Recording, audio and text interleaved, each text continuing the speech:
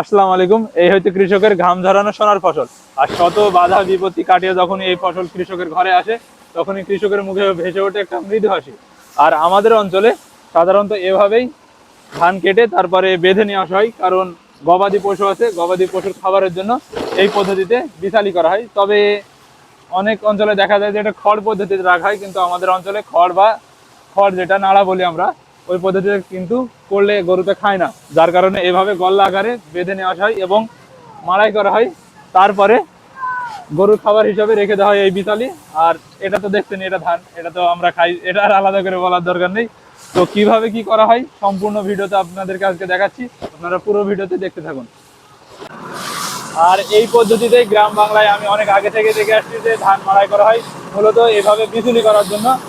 আর তারও আগের দিকে যদি যাই, আমি দেখেছি শৈশবে এই যে যন্ত্রটা আছে এটা কিন্তু পা চালিত, মানে এখন তো ইঞ্জিন চালিত মেশিনে চলছে, তবে আগে ছিল পায়ের দ্বারা। এটা বিশেষ করে মানুষ যখন কৃষকরা ধান নিয়ে আসতো বিকেলের দিকে শুরু করা হতো এবং সারা রাত জেগে বা কয়েকটা দিন ধরে এইভাবে ধান মাড়াই করা হতো।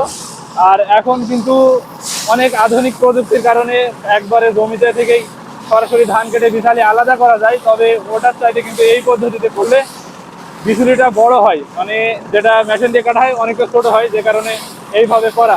তবে এই যন্ত্রটা ব্যবহার করে ধান মাড়াই করতে তাদেরকেই দেখা যেত যারা গ্রামে একটু উন্নত অবস্থাশীল বা গৃহস্থ বলা হয় যেটাকে, তারা এই যন্ত্রের মাধ্যমে ধান মাড়াই করত। আর একটু নিম্ন আয়ের মানুষ যারা ছিল তারা বেশিরভাগ সময়ই দেখা যেত যে মাচাই বাড়ি দিয়ে কয়েকদিন ধরে ধান ঝাড়তো।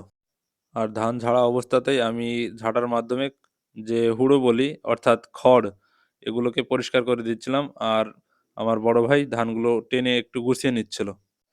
আর ধান গোছানোর ফাঁকে ফাঁকে আমরা যতটুকু সময় পাচ্ছিলাম বিচুলিগুলো গুছিয়ে নেওয়ার জন্য দুই ভাই মিলে বিচুলির তড়পা বেঁধে নিচ্ছিলাম। এরপর ধান ঝাড়া শেষ হলে সবারই খাওয়া দাওয়ার একটা ব্যবস্থা করা হয়েছিল, তো সবাই মিলে বসে খাওয়া দাওয়া করে নিলাম। ওই একটা প্রবাদ আছে না, পেট ঠান্ডা তো দুনিয়া ঠান্ডা। তো সবাই মিলে খাওয়া দাওয়া করে নিলাম। খাওয়া দাওয়া শেষ হতেই ধান ঝাড়াওয়ালারা চলে যায়। এবার আমরা শুরু করে দিই আবারও আমাদের কাজগুলো। এবার আমাদের কাজ হচ্ছে ধানগুলোকে বস্তাবন্দি করা এবং মাথায় করে রেখে আসা বাড়িতে। তো দুই ভাই মিলে ধানগুলোকে বস্তাবন্দি করলাম। এরপর ধান ও বিচুলি মাথায় করে আপুদের বাড়িতে রেখে আসছিলাম। তাছাড়া আর আমার সময় নেই যে ধানগুলো গুছিয়ে দেওয়ার।